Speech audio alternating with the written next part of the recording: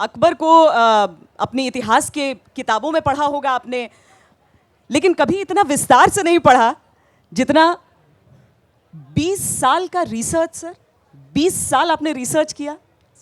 जी, लगभग 20 साल लग गए अकबर की छवि को समझने में, क्योंकि मैंने तय किया कि मैं अकबर को सबसे पहले वैसे समझूंगा जैसे अकबर के दौर में लोग समझ रहे थे। जो लोग अकबर को उतना करीब से देख रहे थे जितना करीब से हम और आप एक दूसरे को देख रहे हैं, उसके लिए मुझे मूल स्रोत का अध्ययन करना बहुत ज़रूरी था।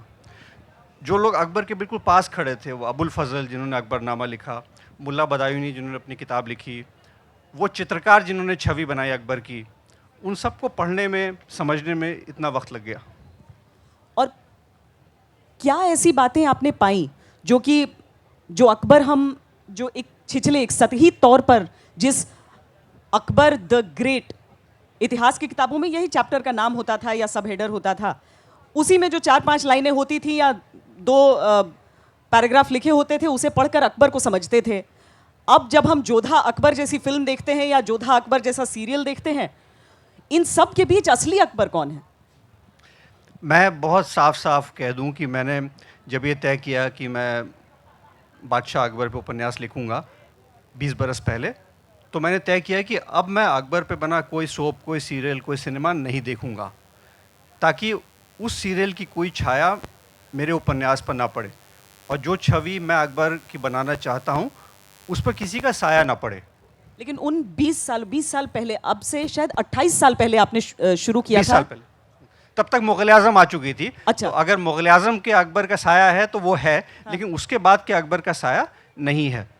वो सीरियल कम से कम आपके उस दौर में नहीं थे जो अब रहे, या जो फिल्म बाद में आई जोधा अकबर, तो क्या कोई जोधा थी अकबर की जिंदगी में और उतनी अहम अकबर की रानी?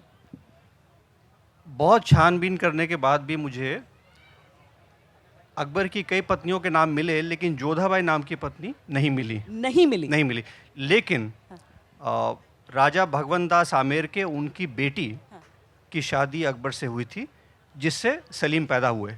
वो राजपूत राजकुमारी थी, उनका नाम ज्ञात नहीं है।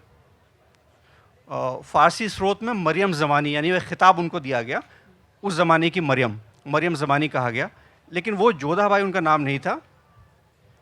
जोधबाई एक राजकुमारी थी जोधपुर की, जिनकी शादी सलीम से हुई थी, यानी जोधबाई नाम की महिला अकबर की बहू थी। वक्त के साथ, इतिहास के साथ किस तरह छेड़छाड़ की किरदार ही नहीं बदलते हैं, देखिए रिश्ते बदल गए। ये तो होता है, हमारा कल्पनाशील देश है।